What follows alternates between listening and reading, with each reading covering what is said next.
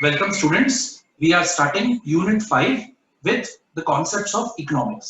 तो हम लोग economics यानी अर्थशास्त्र के जो basic principles और fundamentals हैं वो शुरू करने जा रहे हैं आज, और इसमें हम पहले meaning of economics के बारे में समझने की कोशिश करेंगे कि economics क्या है, इसके अंदर क्या content है, और उसके बाद हम लोग nature and scope of economics की किस तरीके का अर्थशास्त्र का व्यवहार है और क्या उसका दायरा है, कहां तक इकोनॉमिक्स जो है वो एप्लीकेबल है, वो हम स्कोप के अंदर पढ़ने की और समझने की कोशिश करेंगे. So we will start with introduction to economics with a meaning of economics.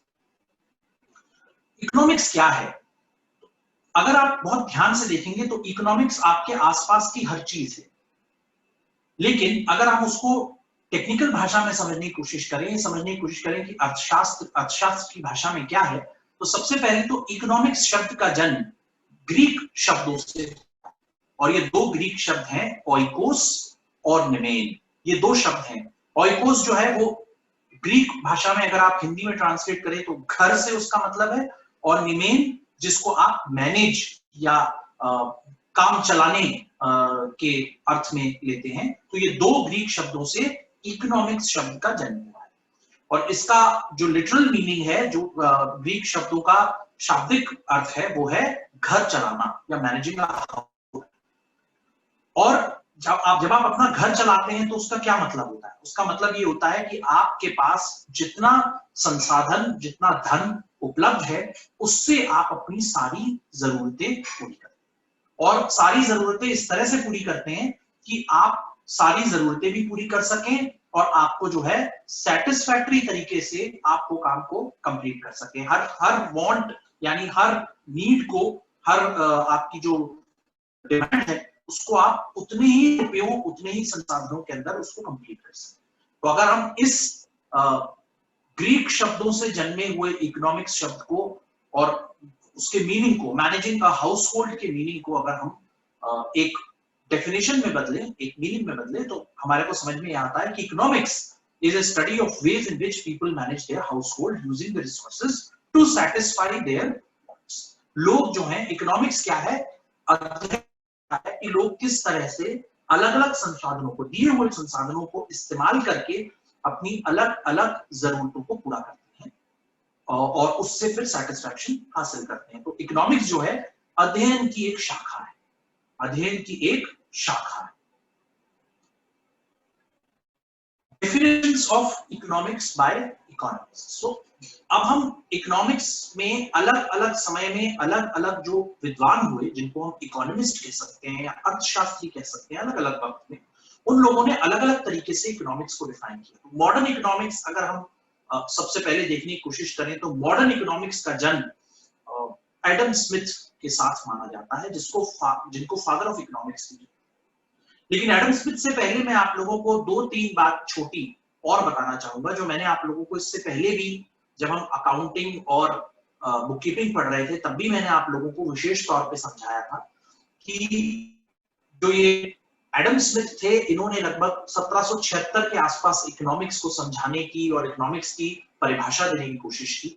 But before this we had अर्थशास्त्र, एक बहुत बड़ी पुस्तक भारत के इतिहास में, हिंदुस्तान की सांस्कृतिक इतिहास में मानी जाती है, जो चंद्रगुप्त जो एक राजा थे, उनके समय में एक बहुत विद्वान व्यक्ति हुआ करते थे, जो चंद्रगुप्त के एडवाइजर भी थे. उन्होंने एक अर्थशास्त्र नाम की पुस्तक लिखी थी. जिस जमाने में चंद्रगुप्त हमारे देश के अंदर एक बड़े भूभाग पर शासन करते थे, और उस वक्त उन्होंने एक किताब लिखी थी जिनको चाणक्य या कौटिल्य भी कहते हैं. उन्होंने अर्थशास्त्र किताब लिखी थी, जिसके अंदर उन्होंने बहुत सारे पैमाने लिखे थे कि कैसे संसाधनों का उपयोग किया जाए, कैसे जीवन यापन किया जाए, कैसे जो है एक राजा जो है अपनी प्रजा के लिए काम करे ताकि प्रजा की सभी जरूरतों को वो समय रहते पूरा कर सके. इसका मैं बहुत छोटा सा जिस्ट बता रहा हूं. I am just telling you the very brief of what is Arthashastra all about. But Kautilya has given in detail, he has described in detail what all needs to be done by the state. मतलब राज क्या ऐसा करे जिससे all the people are properly, they are able to satisfy their needs, their demands with given resources. तो इस चीज का उन्होंने खूबी से वर्णन किया है। लेकिन जब हम मॉडर्न इकोनॉमिक्स पढ़ते हैं तो उनका कहीं पर वर्णन नहीं होता है। बट मैं उसकी अलग से आपको एक स्लाइड्स दूंगा, but we will also come back, और क्योंकि आपके सिलेबस में जो है उसमें नहीं आएंगे, तो ये आपके सिलेबस का पोर्शन है। मैं अर्थशास्त्र का अलग से आपको एक स्लाइड दूंगा जिसमें मैं आपको डिटेल्स दूंगा कि वो किस तरह से कौटिल्य जो है उन्होंने अर्थशास्त्र पुस्तक लिखी थी। मैंने इसका इंट्रोडक्शन आपको अकाउंटिंग के वक्त भी दिया था, बट यहाँ पर बहुत रेलेवेंट हो जाता है देना, और इसलिए मैंने आपको इंट्रोड्यूस किया। I will give you that subject material separate. तो एडम स्मिथ लगभग 17वीं 18वीं शताब्दी के आसपास उन्होंने सबसे पहले इकोनॉमिक्स, मॉडर्न इकोनॉमिक्स को डिफाइन करने की कोशिश की। उन्होंने एक पुस्तक लिखी, an inquiry into the nature and causes of wealth of Nations.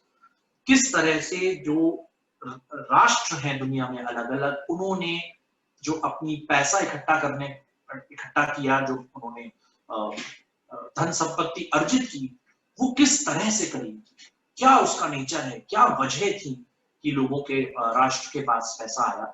तो उन्होंने एक बुक लिखी 1776 में, और उसके अंदर ही has defined economics as the practical science of production and distribution of wealth. तो दो बहुत बड़े एस्पेक्ट्स उन्होंने इकोनॉमिक्स के डिफाइन किए कि इकोनॉमिक्स एक तरीके की प्रैक्टिकल साइंस है जो बताती है कि कैसे वेल्थ यानी धन को अर्जित किया जाए, प्रोड्यूस किया जाए और डिस्ट्रीब्यूट किया जाए यानी बांटा जाए। ये दो एस्पेक्ट्स उन्होंने इकोनॉमिक्स की डिफाइन किए। तो इकोनॉमिक्स की डेफिनेशन उन्होंने इन दो एस्पेक्ट्स पर डिफाइन करी कि economics is nothing but practical usage of scientific principles to produce and distribute wealth. तो ये दो पैमाने उन्होंने इकोनॉमिक्स के डिफाइन किए। इसके बाद प्रोफेसर एल्फ्रेड मार्शल, ये एक दूसरे विद्वान हुए इकोनॉमिक्स में जिन्होंने इन्हीं डेफिनेशंस को पढ़ते हुए और अपनी कुछ इंपॉर्टेंट रिसर्च करते हुए उन्होंने एक अलग तरीके की इकोनॉमिक्स की डेफिनेशन दी, जो उन्होंने लगभग 1890 में एक किताब लिखी, प्रिंसिपल्स ऑफ इकोनॉमिक्स।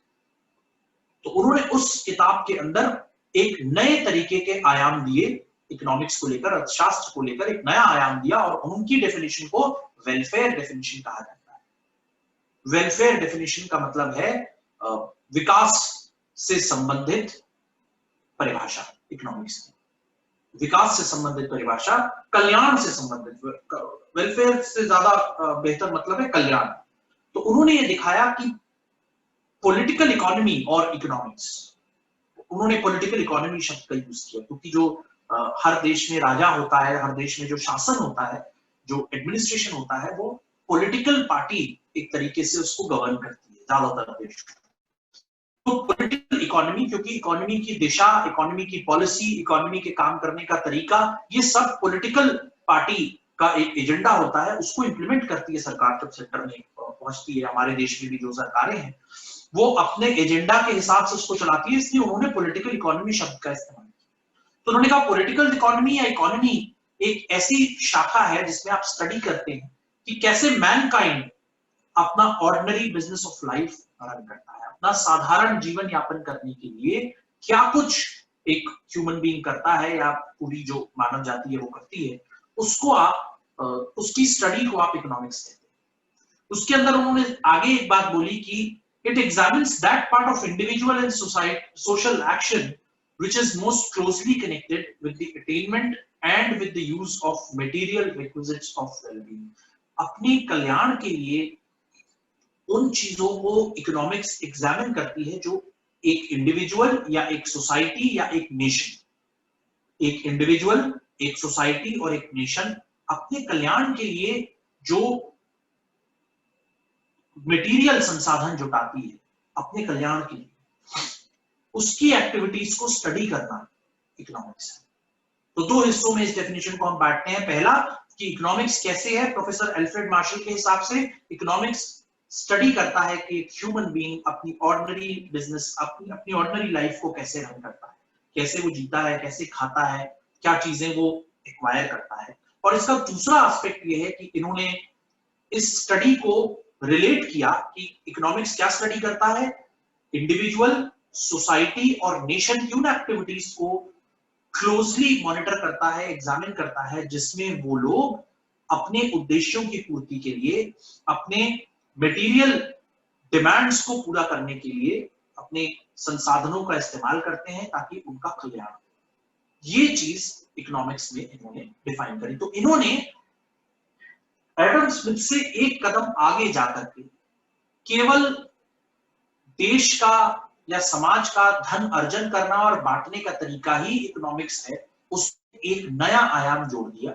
एक फर्क इनकी और एडम स्मिथ की डेफिनेशन में ये आ गया, मीनिंग में ये आ गया कि आप ये भी एग्जामिन करते हैं कि उनका कल्याण कैसे हो, पॉलिटिकल इकोनॉमी कैसे लोगों का कल्याण करती है, इसको स्टडी करना जो है उन्होंने कहा कि इकोनॉमिक्स।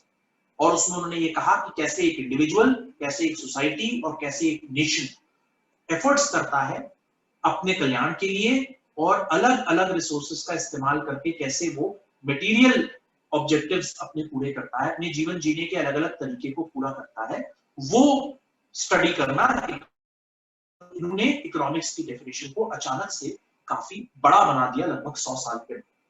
तो ये डेफिनेशन भी काफी हद तक ठीक ठाक मानी गई, क्योंकि अल्फ्रेड मार्शल की डेफिनेशन में समाज के और राष्ट्र के कल्याण की बात की गई। तो एक बहुत बड़ी बात थी, समाज और राष्ट्र के वेलफेयर से रिलेटेड एस्पेक्ट्स इन्होंने कवर किए। So this definition transform the meaning of economics. Economics as a field grew rapidly after Alfred Marshall defined it as welfare economics. इसको welfare economics भी बोला जाता है अल्फ्रेड मार्शल के आने के। समय जब कुछ और बदला तो Lionel Robins, professor Lionel Robins एक और बड़े इकोनॉमिस्ट हुए। उन्होंने he has written a book called An Essay on the Nature and Significance of Economic Science. In his research in 1932 he found out that economics is a science. Economics एक तरीके का विज्ञान है which studies human behavior. तो एक विज्ञान है, वो क्या स्टडी करता है? ह्यूमन का बिहेवियर, एक इंसान का behaviour towards the relationship between ends and scarce means which have alternative uses. एक बहुत इंपॉर्टेंट बात इन्होंने कही कि इकोनॉमिक्स जो है विज्ञान के तरीके से ह्यूमन बिहेवियर को स्टडी करती है, वैज्ञानिक तरीके से। और ये क्या स्टडी करती है? Relationship between ends. एंड्स का मतलब है आपके जीवन जीने के जो ऑब्जेक्टिव्स हैं, रोटी कपड़ा और मकान, बेसिकली जो बहुत बेसिक ऑब्जेक्टिव्स हैं वो रोटी कपड़ा और मकान। वो बात अलग है कि अब बहुत सारे ऑब्जेक्टिव्स और जुड़ते चले जा रहे हैं इंसान की लाइफ में, बट बेसिक जो नीड्स होती हैं वो रोटी कपड़ा और मकान थी। और 1932 एक ऐसा टाइम था जब हम विश्व युद्ध से बाहर निकले थे, दुनिया में ग्रेट डिप्रेशन था, पहला विश्व युद्ध खत्म हो गया था, बहुत बड़ा ग्रेट डिप्रेशन था, लोग भूखे मर रहे थे, राष्ट्र के पास पैसे नहीं थे, और अमीर लोग भी जो है स्ट्रगल कर रहे थे, कारखाने चल नहीं रहे थे, एम्प्लॉयमेंट खत्म हो गया था। तो उस ग्रेट डिप्रेशन के वक्त में उन्होंने डिफाइन किया कि कैसे लोग एंड्स यानी अपने ऑब्जेक्टिव्स को पूरा करने के लिए स्कैर्स मीन्स का यूज करते हैं। मीन्स का मतलब है वो संसाधन, वो साधन जिनके इस्तेमाल करके आप अपने ऑब्जेक्टिव्स,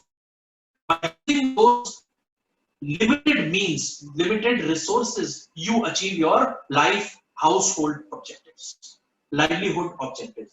And उन्होंने ये भी डिफाइन किया कि ये जो scarce means इनका ऑल्टरनेटिव यूज भी है। ऑल्टरनेटिव यूज का मतलब इनका वैकल्पिक इस्तेमाल किया जा सकता है, इनका दूसरा इस्तेमाल भी। अब पॉइंट ये आता है कि मैंने एंड्स डिफाइन किए। What are the ends? Ends are your basic life things, food, clothing and shelter, रोटी कपड़ा और मकान। अब what are the scarce means? और स्कैर्स का क्या मतलब है? लिमिटेड, कम। और मीन्स का मतलब संसाधन। संसाधन हमेशा इंसान को कम मात्रा में दिए।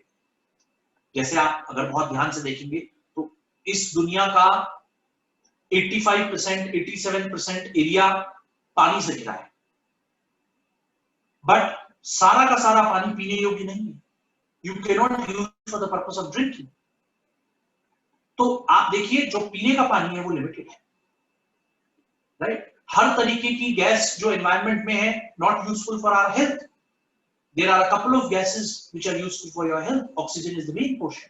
और ऑक्सीजन जो पूरा दुनिया में जो कॉम्पोजिशन है वो लिमिटेड है। मैं बहुत बेसिक साइंटिफिक फैक्ट बता रहा हूं, बट मैं आपको ये भी बताता जा रहा हूं कि वो सब मीन्स लिमिटेड है। कोई भी चीज जो दुनिया के अंदर बनती है, जैसे कोल फॉर एग्जाम्पल, कोयला बहुत बेसिक चीज है, बहुत जगहों पर अभी भी कोयले से बिजली बनती है, हिंदुस्तान के अंदर भी कई जगहों पर कोयले से बिजली बन रही है, दुनिया में भी कई जगहों पर कोयले से बिजली बन रही है। बट कोयला बनने और उसके निकलने में, एक्सट्रैक्शन में सालों लगते हैं, सालों, और ये बहुत डेंजरस और रिस्की एक्टिविटी है। खाने खुदी हुई हैं, आदमी अंदर कई फुट अंदर जाता है, जमीन के अंदर रेल्स लगी हुई हैं और अंदर अलग अलग तरीके से कोयला निकलता है, ब्लास्ट करते हैं, हीट अप करते हैं, बहुत रिस्की एनवायरनमेंट में कोयला निकाला जाता है। और कोयला कुछ एक दशक लगते हैं, some decades it will take, some 10 to 20 or 30 years for coal to get completely ready for the purpose of extraction, ताकि वो कोयला तैयार हो जाए और वो बाहर निकले। ऐसे ही आप और बहुत सारी चीजें हैं दुनिया में, मैंगनीज है जो कि एक तरीके का मिनरल है, अलग अलग जगहों पर यूज होता है, राइट? तो वो भी जमीन से निकलता है और उसको भी सालों लगते हैं और बहुत सारी रिसर्च करनी पड़ती है कि जमीन से कैसे निकलेगा, यूजेबल है कि नहीं है। मैं कुछ एक ऐसे एग्जांपल्स आप लोगों को दे रहा हूं जो आप लोगों के आसपास होते हैं, लेकिन आपको संभाल के इस्तेमाल करने होते हैं। Now let us come to the main element of economics which is money. आप देख लीजिए अपने आसपास, मनी स्कैर्स है, कम है, लिमिटेड मात्रा में अवेलेबल है सबके पास।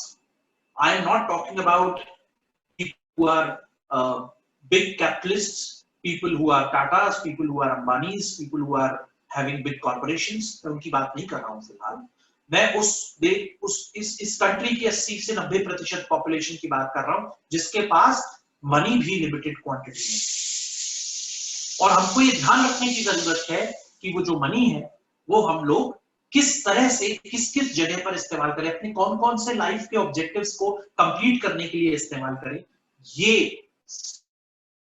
इकोनॉमिक्स है। इस स्टडी को आप इकोनॉमिक्स कहते हैं। जब आप एक इंडिविजुअल, एक आदमी के घर तक पहुंचते हैं, उसको स्टडी करते हैं कि ये कैसे जी रहा है, कैसे बजट बना रहा है, इसकी इनकम कितनी है, इसकी सेविंग कितनी है, इसका एक्सपेंडिचर कितना है, तो उसको आप एक छोटे लेवल पर इकोनॉमिक्स बोलते हैं, छोटी इकोनॉमिक्स बोलते हैं, जिसको आगे हम चल करके पढ़ेंगे माइक्रो इकोनॉमिक्स।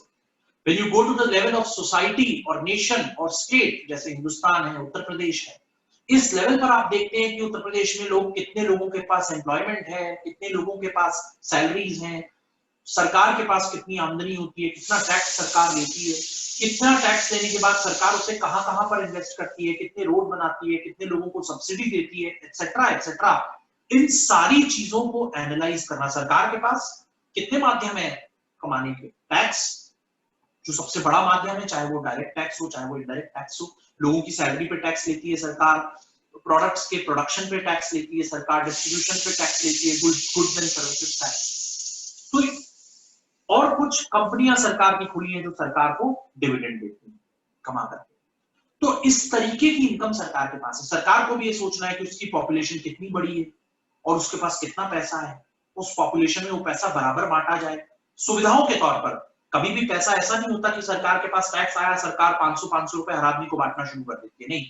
सरकार रोड बनाती है, सरकार इंफ्रास्ट्रक्चर खड़ा करती है, टेलीकॉम नेटवर्क खड़ा करती है, सरकार कई कंपनीज एस्टैब्लिश करती हैं जो लोगों के घरों तक सुविधाएं पहुंचाएं, या सरकार देश में ऐसा माहौल बना करके देती है, ऐसी चीजें उपलब्ध कराती हैं कि बड़ी मल्टीनेशनल कंपनीज या छोटी कंपनीज वहां पर अपने कारखाने खोल सके, अपने ऑफिस खोल सके, लोगों का एम्प्लॉयमेंट बढ़े, लोगों का स्टैंडर्ड ऑफ लिविंग बढ़े। ये सारी जो एक्टिविटीज हैं ये इकोनॉमिक्स के अंदर कंसिडर होती है। लेकिन इसका सारा जो एक प्रोफेसर लियोनेल रॉबिन्स की डेफिनेशन के अंदर अगर आप समेटने की कोशिश करें तो this is nothing but the study of relationship between the objectives of your life and the limited means और limited media which is available to achieve those objectives. रोटी कपड़ा और मकान के ऑब्जेक्टिव्स को अचीव करने के लिए जो बहुत सीमित मात्रा में संसाधन है आपके पास, खास तौर पर मनी, उसको कैसे इस्तेमाल किया जाए, what are the alternative use. बहुत ट्विस्ट कर दिया जिसको कि आप पैसा इन्वेस्ट करने के लिए तैयार होते हैं, खर्च करने के लिए तैयार होते हैं। जब मैं इन्वेस्ट बोलता हूं तो उसे खर्च करना बोलते हैं। आप मार्केट निकलते हैं, मुझे क्या क्या सामान चाहिए, तो आपके पास कोई भी सामान खरीदने के कुछ ऑप्शंस होते हैं, कुछ अल्टरनेटिव होते हैं। मैं एक बहुत छोटा एग्जांपल आपको देता हूं। और कभी भी आप एक सामान खरीदते हैं तो आपके दिमाग में ये होता है कि अच्छा इसी का एक दूसरा ऑल्टरनेटिव है जो मैं छोड़ रहा हूं, मैं नहीं खरीद रहा हूं। आप मार्केट जाइए और वहां पे 3 सब्जियां खरीदिए, लेकिन क्या जहां से आप सब्जी खरीदते हैं वहां 3 ही सब्जियां होती हैं? तो आप शायद बैगन पसंद करते हैं और लौकी छोड़ देते हैं। एक एग्जांपल में, बहुत सिंपल एग्जांपल आपको दे।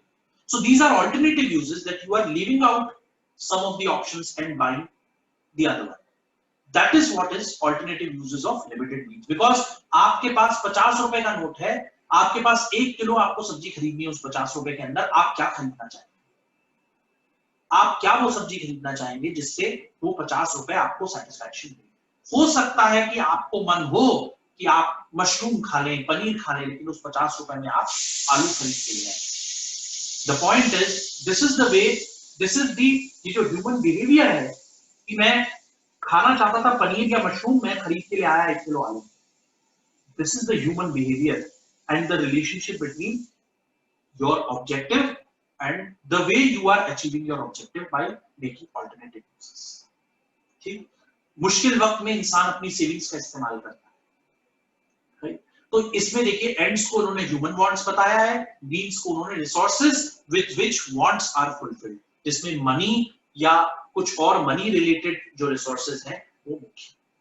तो ये लियोनार्ड रॉबिन्स की डेफिनेशन थी। इन्होंने इकोनॉमिक्स की डेफिनेशन को बहुत बड़ा और ब्रॉड बना दिया after Alfred Marshall. Alfred Marshall की डेफिनेशन को इन्होंने और एमेंड कर दिया, स्पेसिफाई कर दिया कि वेलफेयर कैसे, welfare through the achievement of the life objectives, human wants को कैसे सेटिस्फाई किया जाए, और किसके थ्रू? लिमिटेड रिसोर्सेज के थ्रू, जो हेल्प करेंगे उन ह्यूमन वांट्स को या ह्यूमन ऑब्जेक्टिव्स को अचीव करने। Based on all these definitions, economics can be defined as, अब ये जो 3 definitions हमने एडम स्मिथ की पढ़ी, जिसमें welfare of wealth of Nations, distribution, production and distribution of wealth उन्होंने बोला। प्रोफेसर अल्फ्रेड मार्शल ने उसको डिफाइन किया अपने अलग तरीके से, और प्रोफेसर लियोनार्ड रॉबिन्स ने उसको एंड्स यानी ह्यूमन वांट्स और मींस यानी resources which are available with human being to achieve those ends, इन 3 भागों में उसको बांटा। उसको आप देखिए कि अगर आप इन तीनों को एक साथ रखकर देखें तो इकोनॉमिक्स एक तरीके से एक समाज विज्ञान का subject. Economics has got the elements of a social science that examines how people choose to use limited or scarce resources, attempting to satisfy their unlimited wants। तो जो इकोनॉमिक्स है वो एक तरीके का समाज विज्ञान है, सामाजिक, क्योंकि ये ह्यूमन सोसाइटी और नेशन के बिहेवियर को, नेशन के काम करने के तरीके को स्टडी करता है, इसलिए इसको सोशल साइंस बोला गया। हालांकि इसमें कुछ साइंटिफिक प्रिंसिपल्स यूज होते हैं। क्या करने के लिए? कि एग्जामिन करता है कि कैसे लोग, जब ये लोग वर्ड यूज किया जाता है तो इसमें इंडिविजुअल भी है, सोसाइटी भी है, नेशन भी है, और आज की डेट में ग्लोबल इकोनॉमिक्स भी, ग्लोबल बिहेवियर भी है लोगों का। चूज टू यूज लिमिटेड और स्केर्स रिसोर्सेज, कम मात्रा में जो संसाधन अवेलेबल है, जो आपके हाथ में संसाधन है, उसका इस्तेमाल लोग कैसे करते हैं अपने अनलिमिटेड वांट्स को सैटिस्फाई करने के लिए। लिमिटेड आपके पास संसाधन है, वांट्स आपके अनलिमिटेड है। मैं जब भी बता रहा था कि जब 1932 में प्रोफेसर मार्शल ने डिफाइन करने की कोशिश की कि वेलफेयर इकोनॉमिक्स होता है, लोग अपने भले के लिए, अपने कल्याण के लिए कैसे संसाधनों का उपयोग करते हैं और अपने ह्यूमन वांट्स को अचीव करते हैं। उसके बाद लियोनार्ड रॉबिन्स ने उसको और मॉडिफाई कर दिया। बट जब ये वेलफेयर इकोनॉमिक्स की डेफिनेशन आई, तब रोटी कपड़ा मकान ही बहुत बड़ी समस्या थी। मैंने बताया विश्व युद्ध के बाद का सिनेरियो था, and people were struggling to find jobs, people were not having income, the savings were completely wasted, banks were destroyed, we had great depression. इसको महान अर्थव्यवस्था के अंदर एक ऐसी स्थिति पैदा हो गई थी कि प्रोडक्शन था नहीं, लोग डिमांड नहीं कर पा रहे थे, लोगों के पास पैसे नहीं थे, बैंक्स के पास लोन देने के लिए पैसा नहीं था। उस वक्त बैंकिंग सिस्टम भी इतना मॉडर्नाइज नहीं था जितना आज है, तो लोगों के पास रोटी कपड़ा मकान की समस्या थी। But if you look today, हमारी नीड्स, वांट्स रोटी कपड़ा और मकान से कहीं ऊपर जा चुकी है। अब अगर आप आज की डेट में अपनी नीड देखें तो रोटी कपड़ा और मकान के साथ कंप्यूटर और स्मार्टफोन भी एक नीड है, इंटरनेट का कनेक्शन भी एक नीड बन गया है, बहुत बेसिक नीड बन गया है जिसके बगैर आप रह नहीं सकते। किसी भी घर में, अगर घर में स्टूडेंट्स हैं तो वो पढ़ रहे हैं इंटरनेट का यूज करके, पेरेंट्स हैं तो इंटरनेट का यूज करके कम्युनिकेट कर रहे हैं अपने ऑफिस से, अपने कॉलीग्स से, अपने दोस्तों से, अपने घर वालों से। आप अपने घरों से कई महीनों से बाहर ठीक से नहीं निकले हैं, किसी से मिलने नहीं जा पाए हैं, कैसे करते हैं आप? इंटरनेट का इस्तेमाल करते हैं। एक जमाने में टेलीफोन एक बहुत बेसिक रिक्वायरमेंट थी, लेकिन उसको बहुत तेजी से इंटरनेट ने सरपास कर दिया and it has become the very basic need. तो आप कहां खर्च करना चाहते हैं इज द मोस्ट इंपॉर्टेंट। तो वो जो खर्च करने का आपका बिहेवियर है, that is social science and the study of that behaviour of spending money on, किस पे खर्च करूं और किस पे ना करूं। ये जो चॉइस है आपकी कि मैं इस पे खर्च करूंगा और इस पे मैं खर्च नहीं करूंगा, राइट। तो आजकल आप देखिए लोग बहुत सावधानी से चीजें देखते हैं कि भाई आज बाहर का खाना नहीं खाना है आजकल, क्योंकि कोरोना वायरस का वक्त है। सो पेरेंट्स ने जरूर वो साधन ढूंढे होंगे आपके, जहां पर parents will be spending money for savings, more savings. और कभी ऐसा कोई खराब वक्त आए जब हमारे पास कम तनख्वाह हो, तनख्वाह ना आ रही हो, तो हमारे पास सेविंग्स हो। और अभी क्योंकि तनख्वाह आ रही है तो लेट अस सेव मोर, क्योंकि हम अभी बाहर खर्चे नहीं कर रहे हैं, कुछ बाहर खा नहीं रहे हैं, कहीं घूमने नहीं जा रहे हैं, तो we are able to get more money at home. तो हम लोग क्या करेंगे? हम कुछ सेव करेंगे। This is what is you are saving for the future wants. भविष्य में जो बातें होंगी उसके लिए आप सेव करेंगे। इन डेफिनेशंस के बेस पर हम देखते हैं कि इकोनॉमिक्स का दायरा क्या है, इकोनॉमिक्स का स्कोप कहां है, कहां तक इकोनॉमिक्स फैला हुआ है, कौन कौन सी फील्ड्स हैं जिसमें हम इकोनॉमिक्स देखते हैं। So let us study what are the different areas that are covered under the scope of economics. So there are typically 6, but there are more areas, but we will talk about the 6 main important and primary areas where the economics is applicable, or where the economics as a subject works effectively. So microeconomics, macroeconomics, international economics, development economics, environmental economics, urban and rural economics, ये हम समझने की आज कोशिश करेंगे। Micro economics, ये मैंने बताया आप लोगों को कि ये सबसे छोटे, सबसे इंडिविजुअल लेवल की एनालिसिस करने वाली इकोनॉमिक्स है वही। ये इसको अगर आप ध्यान से देखेंगे तो it is a branch of economic analysis which studies the economic behaviour of individual units, may be a person और अ पर्टिकुलर हाउसहोल्ड और अ पर्टिकुलर फर्म। ये क्या है? ये study of behaviour of a individual, study of behaviour of a household, एक घर, या study of a particular firm और अ कंपनी। इसका इकोनॉमिक बिहेवियर जब हम स्टडी करने की कोशिश करते हैं तो उस सब्जेक्ट को, उस एरिया को हम माइक्रो इकोनॉमिक्स के नाम से डिफाइन करते हैं, राइट। कि कैसे उस फर्म के पास, उस कंपनी के पास या उस आदमी के पास कितनी रिसोर्सेज हैं, including his income, his salary, his savings, his investments, right. और कहां पर वो उसको खर्च करता है, कैसे खर्च करता है, कौन सी चीजें हैं जिसको कॉम्प्रोमाइज करता है, जहां खर्च नहीं करना चाहता है, और कहां पर वो फ्यूचर के लिए सेव कर रहा है। This is the entire analysis of his economic behavior is called individual study of the behavior or the individual study of the firm, और इस एरिया को आप माइक्रो इकोनॉमिक्स। इसमें आपको एक बात ध्यान रखनी है कि इसमें यूनिट की स्टडी की जाती है, चाहे वो आदमी हो, एक घर हो या एक कंपनी हो। बहुत सारी इंडिविजुअल यूनिट्स को जोड़कर स्टडी नहीं की जाती। Micro economics is limited to individual study.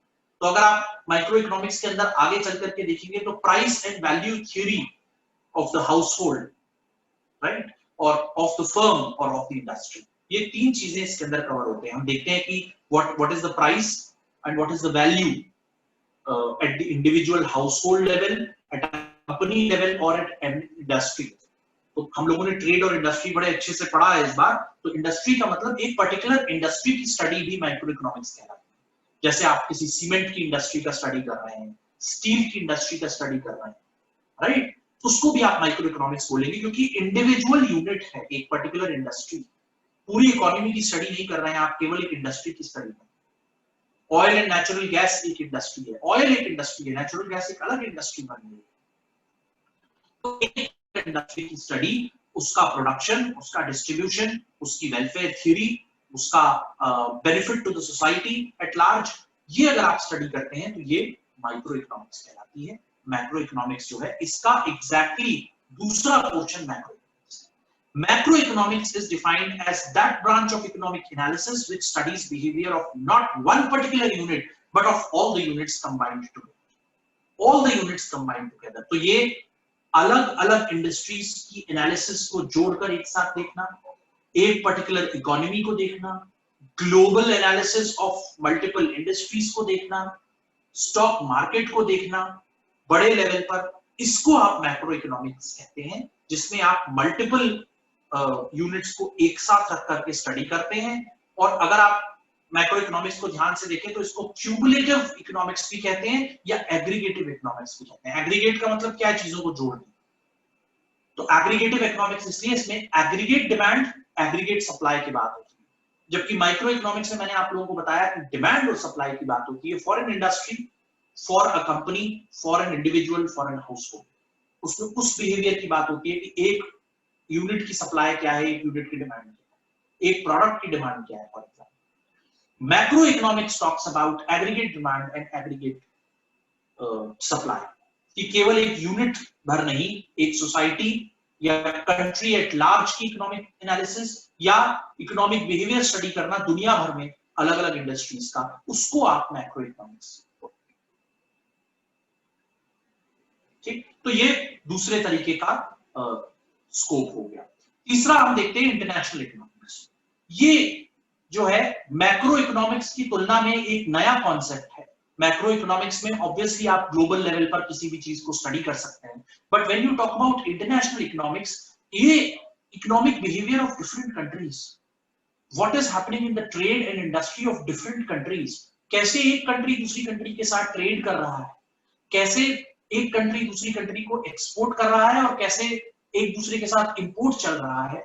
इस लेवल पर जब आप चले जाते हैं, कैसे एक कंट्री के इकोनॉमिक रिलेशंस दूसरी कंट्री के साथ वर्क कर रहे हैं, एक अमेरिकन सबकॉन्टिनेंट कैसे काम कर रहा है, साउथ एशिया में कैसे काम चल रहा है, गल्फ में कैसे काम चल रहा है, और ये सारे एक दूसरे के साथ कैसे ऑपरेट कर रहे हैं, इसको आप इंटरनेशनल इकोनॉमिक्स बोलते हैं। जैसे हम लोग आज की डेट में देखते हैं कि oil is one of the biggest industries in the international domain, because oil एक ऐसी चीज है जिससे एक तरीके से पूरी दुनिया चलती है।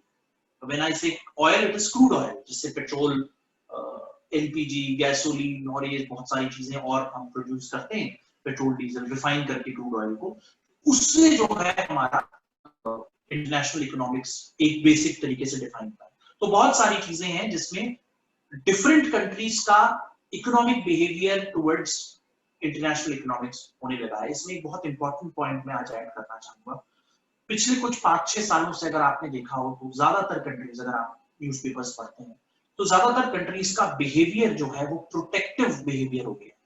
प्रोटेक्टिव बिहेवियर का मतलब पहले जब हम 1990-91 के बाद दुनिया देखते थे, most of you were not born by that time, आप लोग सब सन 2000 और उसके बाद पैदा हुए स्टूडेंट्स हैं, बट उस जमाने में लोग बात करते थे ग्लोबलाइजेशन की, लिबरलाइजेशन की, प्राइवेटाइजेशन की। ग्लोबलाइजेशन का मतलब कि दुनिया को एक इकोनॉमी मानिए आप, और जहां कहीं भी दुनिया में कोई एक प्रोडक्ट बनता है, कोई एक रिसोर्स अवेलेबल है, उसको शेयर करिए पूरी दुनिया के साथ।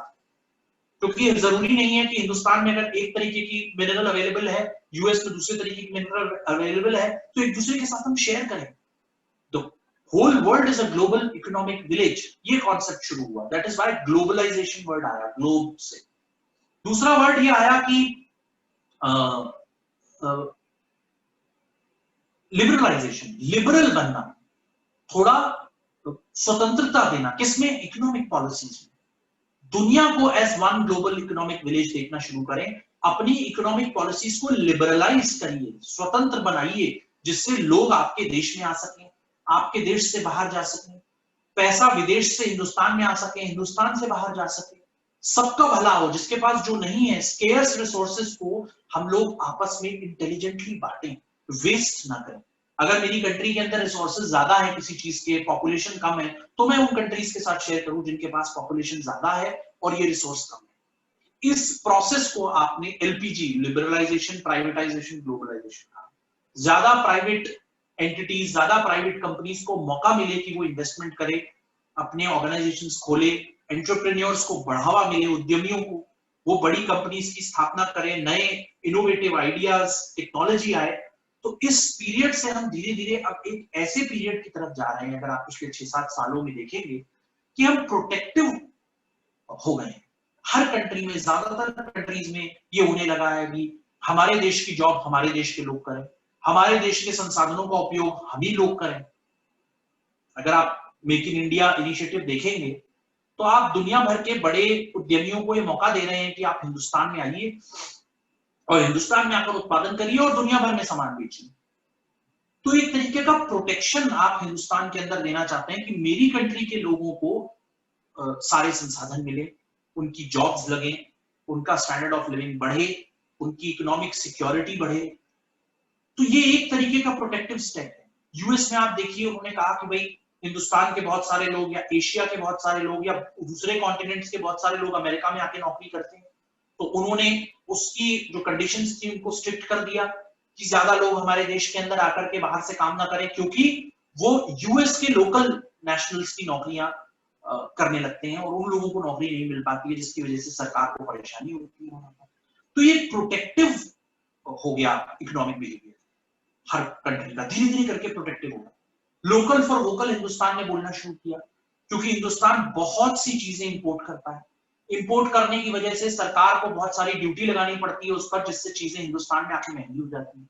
सरकार ने एक स्कीम लगाई कि भाई क्यों हम लोकल चीजों का उत्पादन ना करें, क्यों हम लोकली जो इंडिया में जो चीज ऑलरेडी प्रोड्यूस हो रही है, why don't we buy those products. तो ये एक नया इनिशिएटिव शुरू किया सरकार ने, लेकिन इसके अंदर कहीं ना कहीं प्रोटेक्टिव वॉइस है।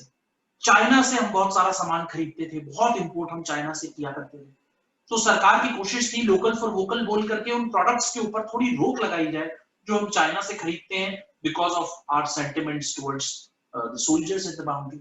तो आप देखिए, तो धीरे धीरे ग्लोबल इकोनॉमिक्स, ग्लोबल विलेज जो हम मानते थे इकोनॉमिक्स को, इकोनॉमिक बिहेवियर स्टडी करते थे, उससे हम फिर वापस सिकुड़ रहे हैं।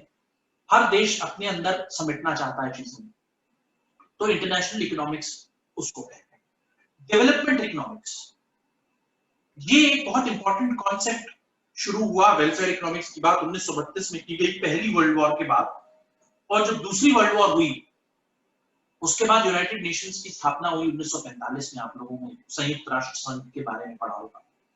The purpose of establishment of United Nations was to bring peace. First place, at the first place, bring peace. युद्ध क्यों होता है?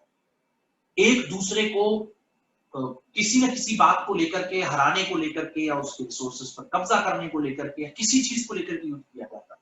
तो यूनाइटेड नेशंस का ऑब्जेक्टिव ये था कि सबसे पहले तो युद्ध रोके जाए। युद्ध रोकने के बाद जो सबसे बड़ी चीज है वो है लोगों की रोजी रोटी का इंतजाम किया जाए, गरीबी को कम किया जाए। मैं ये नहीं बोलूंगा गरीबी को कंप्लीटली हम हटा सकते हैं, it is one next to impossible concept, but the point was to reduce the load on the people with relation to food, clothing and shelter.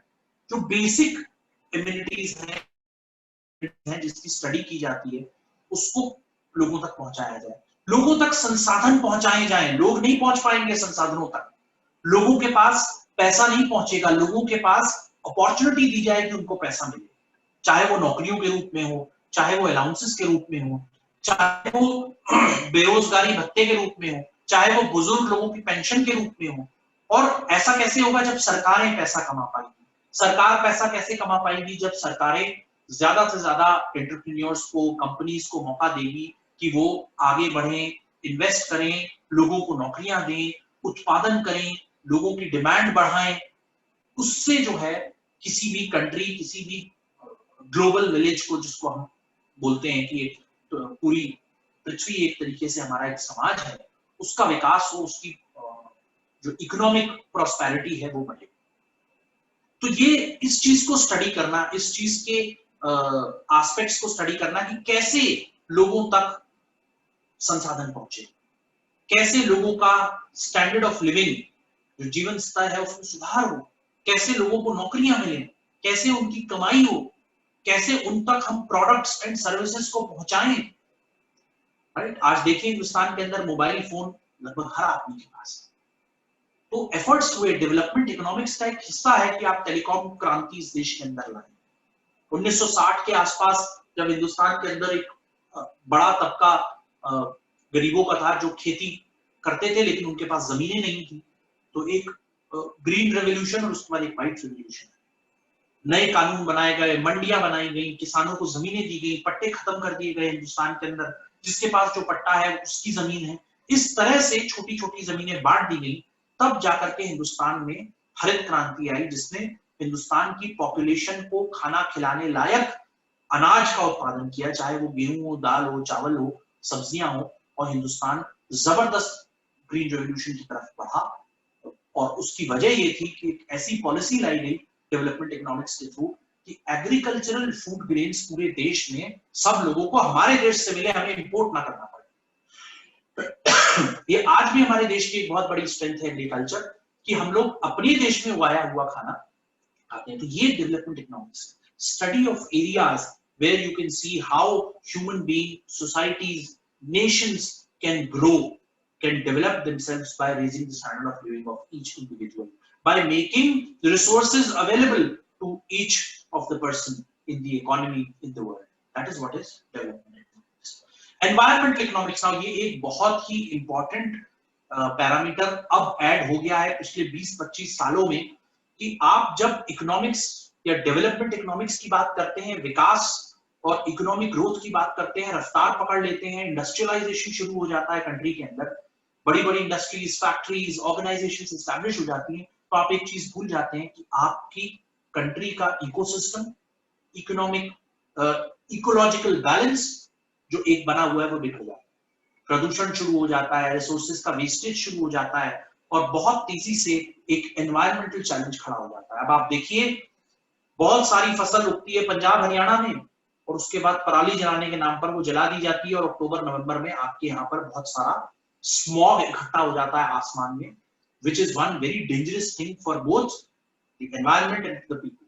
Environment के इसलिए कि वो environment की गैसेस का डिसबैलेंस प्रोड्यूस कर देता है, और खतरनाक गैसेस आपके environment में क्रिएट होनी शुरू हो जाती हैं, और आपकी ओजोन लेयर को भी उससे खतरा पड़ता है, सूरज आप तक सीधे नहीं पहुंच पाता है, और बहुत सारी बीमारियां इंसानों को शुरू हो जाती है। तो एक इकोलॉजिकल बैलेंस है जो बिगड़ने लगता है। तो इकोनॉमिक ग्रोथ इंपॉर्टेंट है, एग्रीकल्चर उगाइए, लेकिन ऐसी टेक्नोलॉजी, ऐसे संसाधनों का उपयोग करिए जिससे आपको पराली जलाने जैसी समस्या ना उत्पन्न। इंडस्ट्रियलाइजेशन बहुत अच्छी चीज है, बट एनवायरमेंटल इकोनॉमिक्स अब एक नया एक स्कोप ऑफ इकोनॉमिक्स बढ़ गया है, कि जब आप इकोनॉमिक डेवलपमेंट के बारे में बात करते हैं, डेवलपमेंट इकोनॉमिक्स के बारे में बात करते हैं, तो उसमें एनवायरमेंटल फैक्टर्स को आप इंक्लूड करिए। तो जैसे आप लोग बहुत सारी चीज जानते हैं कि वर्ल्ड अर्थ डे बनाया जाता है कि 1 घंटे के लिए हम बिजली बंद करते हैं। तो जितना हम बिजली बंद करते हैं, उसकी वजह से जितने प्लांट्स, जितनी फैक्ट्रीज, जितने घरों को बिजली जा रही है, वो बिजली सेव होती है at the level of production of electricity. चाहे वो हाइड्रो इलेक्ट्रिसिटी हो, वो थोड़ी देर के लिए रोक दिया जाए, चाहे वो थर्मल इलेक्ट्रिसिटी हो, कोयले से जो बिजली बनती है वो तो बहुत प्रोड्यूस करती है, कोयला तो बहुत पोल्यूशन प्रोड्यूस करता है। तो कार्बन फुटप्रिंट उतनी देर के लिए दुनिया में कम हो जाता है। तो जो कार्बन उत्सर्जन, जिसको कार्बन एमिशन भी बोलते हैं, जिसको आप बोलिए घर में एसी चलाने से, कार में एसी चलाने से, बड़ी फैक्ट्रीज में एसी चलाने से जो कार्बन एमिट, इसको रोकना जरूरी है। तो ऐसी चीजें भी इकोनॉमिक्स में अब जरूरी हो गई हैं। जैसे आप अपने पूरे ऑर्गेनाइजेशन को, अपनी कंपनी को, अपने ऑफिसेस को सोलर प्लांट पर कन्वर्ट करिए। तो सस्ते, मजबूत, ड्यूरेबल सोलर सिस्टम्स आने लगे हैं इस देश के अंदर, लोग कंपनीज बनाने लगी हैं जो आपकी ऑर्गेनाइजेशंस, आपकी फैक्ट्रीज को सोलर पैनल पे रखते हैं। आप कुछ मेट्रो स्टेशंस भी देखेंगे, कुछ मेट्रो की जो डिपोज हैं उस पे सोलर प्लांट्स लगा दिए गए। कई सरकारी ऑफिसेज हैं हिंदुस्तान के अंदर जो सोलर पे चलते हैं। मैं आप लोगों को अपनी यूनिवर्सिटी के बारे में भी बता दूं, जिसमें आप पढ़ रहे हैं, जिस स्कूल में आप पढ़ रहे हैं, उसकी यूनिवर्सिटी है दयालबाग एजुकेशनल इंस्टीट्यूट। इसका जो दयालबाग कैंपस है वो पूरा का पूरा कैंपस सोलर एनर्जी पे चलता है। तो एनवायरमेंटल इकोनॉमिक्स का पूरा ध्यान रखा गया है, एजुकेशन दी जा रही है, लेकिन ये भी हॉस्टल्स में जो खाना बनता है, दयालबाग एजुकेशनल इंस्टीट्यूट के जो स्टूडेंट्स हॉस्टल्स में रहते हैं, वो खाना सोलर टेक्नोलॉजी से बनता है। सोलर गैस, सोलर को यूज किया जाता है एज अ गैस खाना पकाने के लिए। कोई लकड़ी का इस्तेमाल नहीं किया जाता, गैस का इस्तेमाल नहीं किया जाता। अंदर जो कॉलोनी के अंदर दयालबाग एजुकेशन इंस्टीट्यूट की कॉलोनी है अंदर, उसके अंदर बहुत सारे लोग रहते हैं जिनके घरों में गैस पाइपलाइंस आ गई हैं, एलपीजी का इस्तेमाल भी मिनिमल हो गया। तो ये एनवायरमेंटल इकोनॉमिक्स का हिस्सा है कि what are those alternative uses which will protect your economy as well as your environmental balance, your ecological balance. इसको सोचना, इस डायरेक्शन में काम करना is environmental economics. And then comes the last part of your scope of economics, which is urban and rural economics. तो urban and rural economics is basically कि जो आप अपने देश में देखते हैं कि एक बहुत बड़ा सेक्शन है जो रूरल सेक्शन है और एक बहुत बड़ा सेक्शन आपकी कंट्री का अर्बन सेक्शन। हम लोग दिल्ली में रहते हैं तो हम लोग अर्बन लोकेलिटी की बात करते हैं, लेकिन अगर आप दिल्ली में भी कई जगहों पे जाएंगे जिनको सेमी अर्बन बोला जाता है, नजफगढ़ सेमी अर्बन एरिया, कई जगह ऐसी हैं दिल्ली में, कई गांव ऐसे हैं दिल्ली में जो अभी भी अर्बन नहीं हुए हैं, सेमी अर्बन है। वहां पे काम करने के तौर तरीके, इंफ्रास्ट्रक्चर उतना अच्छा नहीं है जितना अर्बन एरियाज में होता है। रूरल एरियाज, दूर दराज के गांव, शहर, डिस्ट्रिक्ट हेडक्वार्टर्स जो होते हैं वो तो बहुत अच्छे लगते हैं। जैसे आप आगरा जाइए, मैं आगरा से हूं तो मैं जानता हूं कि शहर बहुत अच्छा है। आप अलग अलग कोनों में चले जाइए शहर के तो वहां स्थिति दूसरी हो जाती है, वहां पे इंफ्रास्ट्रक्चर दूसरा हो जाता है। कई गांव ऐसे हैं जहां बस अभी तक नहीं पहुंचती, आपको मेन रोड से उतार के चली जाती है क्योंकि वहां रोड ही नहीं है। कई गांवों में बिजली नहीं है, कुछ एक जगहों को छोड़कर। इंटरनेट हम इतने आसानी से इस्तेमाल कर पा रहे हैं, कई गांव हैं जहां पर इंटरनेट नहीं है तो कुछ एक लिमिटेड जगह। अभी इस देश में बहुत सारी चीजें ऐसी हैं जो अर्बन और रूरल डिवाइड के ऊपर काम करती है। तो इकोनॉमिक्स में जो इकोनॉमिस्ट थे उन्होंने रियलाइज किया कि एक फोकस होना चाहिए इकोनॉमिक्स का अर्बन और रूरल एरियाज, ताकि रूरल इकोनॉमिक्स की प्लानिंग अलग से हो सके। रूरल इकोनॉमिक्स में कैसे रिसोर्सेज का यूटिलाइजेशन और बेटर तरीके से हो, क्या रिसोर्सेज की कमी है, कहां से उन रिसोर्सेज को रूरल एरियाज में लाना चाहिए, इसकी स्टडी की जाए। रूरल एरियाज की भी डिमांड क्रिएट की जाए, रूरल एरियाज में भी एम्प्लॉयमेंट हो, रूरल एरियाज में भी स्टैंडर्ड ऑफ लिविंग बढ़े। तो ये चीज जो है वो अर्बन और रूरल इकोनॉमिक्स के अंदर स्टडी की जाती है, बिहेवियर स्टडी किए जाते हैं, ताकि इकोनॉमिक एबिलिटी रूरल एरियाज की बढ़ सके, ताकि वो भी डेवलपमेंट इकोनॉमिक्स के अंदर कंट्रीब्यूट कर सके। तो ये जो है अर्बन एंड रूरल इकोनॉमिक्स, ये स्कोप भी है। तो इकोनॉमिक्स इतने तरीके से, international development economics, urban rural economics, environmental economics, micro economics, macro economics, इतने तरीके से इकोनॉमिक्स जो है आपके आसपास घूम रही है, जो स्टडी करती है human behaviour, Nations behaviour, societies behaviour towards achievement of their objectives by using scarce resources, scarce means, और उसको जो है alternative uses के थ्रू उसका इस्तेमाल। इतना हम लोगों ने अभी इकोनॉमिक्स के बारे में, उसकी मीनिंग के बारे में, उसके स्कोप के बारे में पढ़ा। तो इससे हम क्या क्या चीजें ढूंढ सकते हैं कि इकोनॉमिक्स क्या है। Economics is a science as well as arts. Economics is what? Economics is a social science. Economic is both positive and normative science. ये तीन बड़े नेचर निकल करके इकोनॉमिक्स के आते हैं। तो इकोनॉमिक्स साइंस कहते हैं क्योंकि एक सिस्टमैटिक नॉलेज है derived from scientific study, observation and experiments based on scientific methods. Human behavior, societal behavior और nations behavior या global behavior को study करता है on the basis of scientific study, observation, experiments. तो साइंस इसलिए है economics क्योंकि इसके अंदर भी साइंटिफिक प्रिंसिपल्स का यूज किया है। Economics as an art. How economics as an art? Art क्या है? It's a system of rules for the attainment of given end. तो ये एक तरीका है, स्पेसिफिक मेथड है, एक आर्ट है जिससे आप अपने ऑब्जेक्टिव्स को अटेन करते हैं थ्रू गिवन रिसोर्सेज, और इसमें जो है there are several branches of economics which provide practical guidance in the solution of economic problem. तो प्रैक्टिकल गाइडेंस इसके अंदर जो है सिचुएशन के हिसाब से अलग अलग तरीकों से आप देखते हुए कहां पर कितने रिसोर्सेज हैं, किस तरीके की वांट्स हैं। हर जगह एक जैसी नहीं होगी, हर ह्यूमन बीइंग एक जैसा नहीं है। जब ह्यूमन बीइंग एक जैसा नहीं है तो अलग अलग सोसाइटीज अलग अलग तरीके का बिहेवियर रखती है, अलग अलग नेशन अलग अलग तरीके का बिहेवियर रखते हैं। ब्रिटेन हमारी तरह बिहेव नहीं करेगा, हम पाकिस्तान की तरह बिहेव नहीं करेंगे, पाकिस्तान न्यूजीलैंड की तरह बिहेव नहीं करेगा। तो सबके लिए अलग अलग सॉल्यूशंस हैं अलग अलग इकोनॉमिक प्रॉब्लम्स हैं through the practical implication of those rules and regulations. तो ये आर्ट में ये खूबी होती है। साइंस में क्या खूबी होती है कि वो एक पर्टिकुलर एक्सपेरिमेंट होता है, एक पर्टिकुलर ऑब्जर्वेशन होती है, उसके बेस पर कुछ प्रिंसिपल्स यूज किए जाते हैं, तो उनका मेथड और उनका आउटपुट सेम होता है। आर्ट के अंदर क्या खूबसूरती है कि अगर आपका एंड जो ऑब्जेक्टिव है वो आपको अचीव करना है, उसका रास्ता कैसे तय किया जाए, हाउ जो पार्ट है। Science talks about what, art talks about how.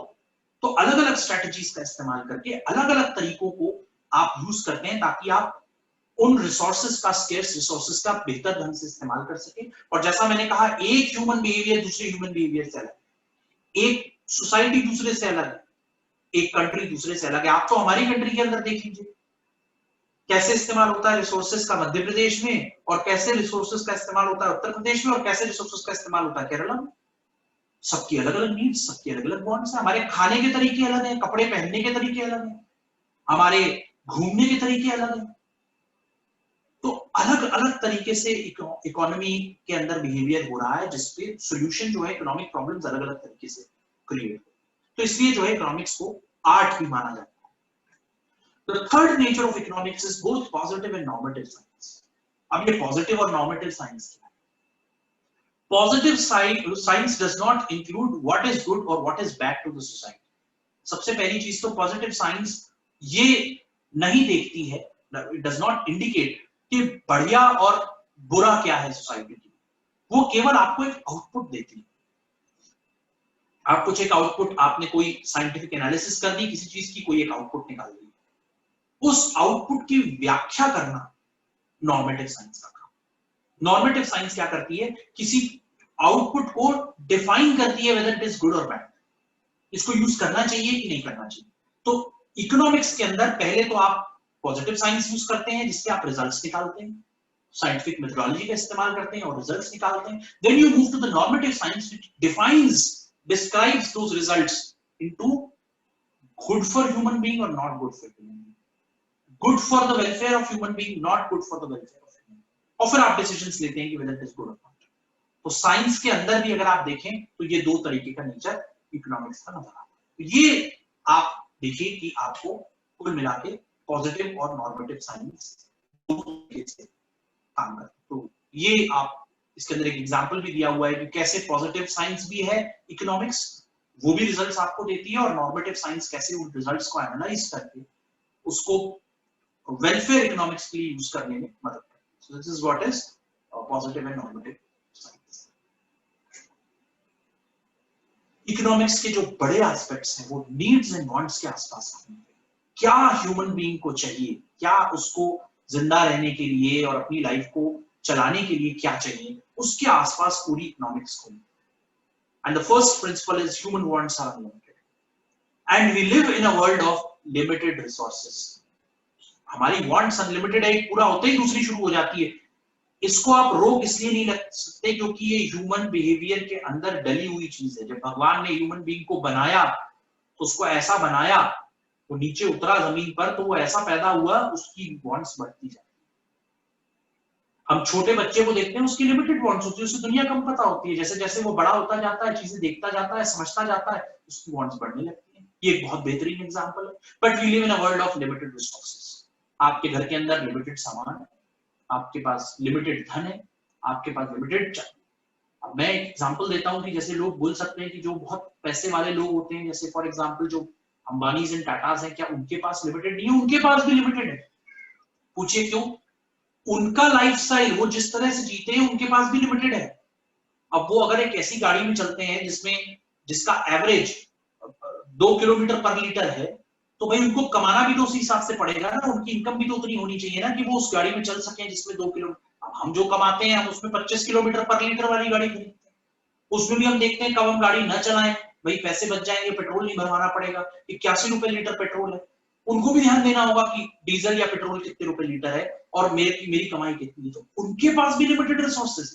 ऐसा नहीं है कि वो एक बहुत बड़ी कंपनी के मालिक हैं तो उनके पास कोई लिमिटेड रिसोर्सेज नहीं, बिल्कुल है। आप उसका मैं उल्टा एग्जांपल देता हूं। विजय माल्या लंदन में बैठे, अनिल अंबानी के कोर्ट में केसेस चल रहे हैं, वो कह रहे हैं साहब मैं तो अपने पत्नी और बच्चों के पैसों पर मैं जी रहा हूं क्योंकि मेरे पैसे तो खत्म हो गए।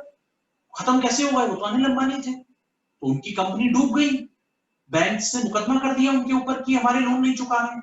देखिए फ्लिप साइड है, दोनों तरीके के लोग आपको मिलेंगे इस तरीके की सोसाइटी में, जिन पे बहुत पैसा था और आज दिक्कत में है, जिन पे आज बहुत पैसा है। तो आपको बैलेंस करके चलना होगा कि आपके रिसोर्सेज का आप इफेक्टिव यूटिलाइजेशन करें, सही जगह पर रिसोर्सेज का इस्तेमाल करें, सही वक्त पे करें, सही मात्रा में करें। ठीक, the above leads to scarcity. जो ये अनलिमिटेड वांट्स और लिमिटेड रिसोर्सेज है, इनका कॉम्बिनेशन स्कैर्सिटी की तरफ, कमी की तरफ इशारा करता है। People try to balance the needs and wants. तो लोग क्या करते हैं, अपनी नीड्स एंड वांट्स को बैलेंस करने की कोशिश करते हैं ताकि वो लिमिटेड रिसोर्सेज में अपने जीवन को अच्छे से चला सके। ये डिफरेंस है between micro and macro economics. बहुत ज्यादा डिटेल में जाने की इसमें आवश्यकता नहीं है। मैंने काफी आप लोगों को जब माइक्रो इकोनॉमिक्स और मैक्रो इकोनॉमिक्स समझाया तो इसमें सारी चीजें मैंने आप लोगों को समझा दी। बहुत डिटेल में इसमें जाने की आवश्यकता नहीं है, बट आप लोग एक बार अपनी तरफ से इसको स्टडी कर लीजिए। Thank you. और अगर आपके कोई क्वेश्चंस हो तो इंटरैक्टिव सेशन में हम लोग क्वेश्चंस को एड्रेस करें।